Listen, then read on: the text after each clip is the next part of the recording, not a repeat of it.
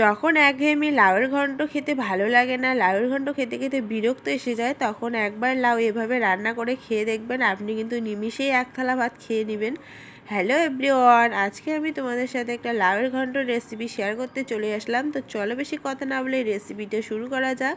তো দেখো, সবার প্রথমে কড়াইতে দিয়ে দিচ্ছি বেশ খানিকটা সর্ষের তেল। তেলটা কিন্তু আমি একবারই দিয়ে দিলাম, এই তেলে পুরো রান্নাটা করব। তারপর দিয়ে দিলাম ফোড়নে একটুখানি জিরে আর দুটো শুকনো লঙ্কা দিয়ে, এরপর দুটো পেঁয়াজ কেটে রেখেছি সেটাই দিয়ে দিলাম।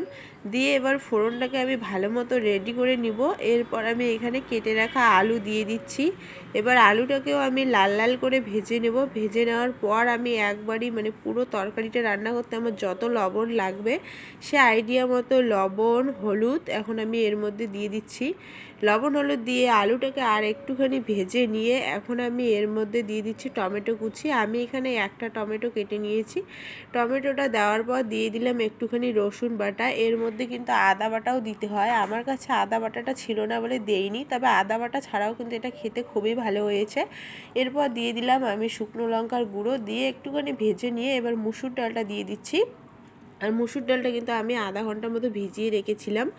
তারপর দেখো মুসুর ডালটাও একটুখানি ভেজে নেওয়ার পর এবার লাউগুলো দিয়ে দিচ্ছি। আর লাউগুলো কিন্তু আমি এরকম একদম গোল গোল ঠুমঠুম করে কেটে নিয়েছি। এবার লাউটা দিয়ে একটুখানি নাড়াচাড়া করে এবার এটাকে ঢাকা দিয়ে দিয়ে আমি মোটামুটি 5 থেকে 6 মিনিট মতো রান্না করে নিয়েছি।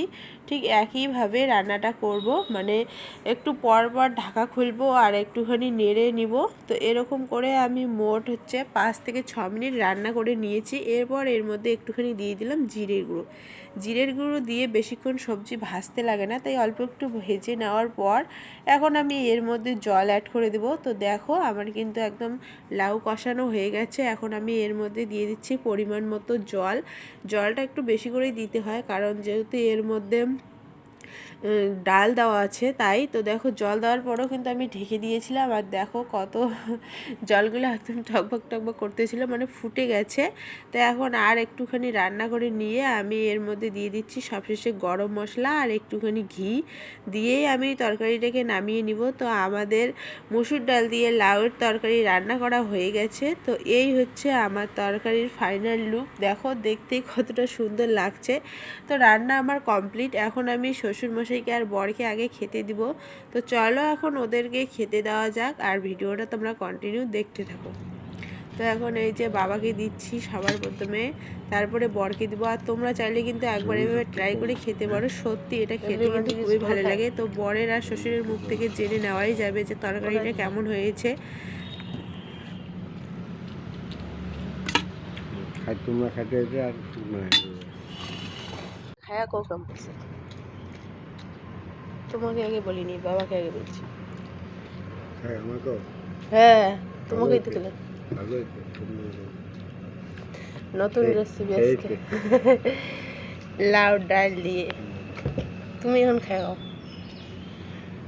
লাউ ডাল দিয়ে ভালো হয়েছে।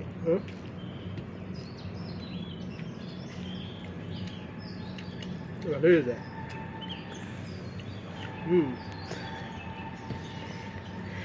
তোমরাও চাইলে এভাবে ট্রাই করে খেতে পারো। আজকের মতো টাটা।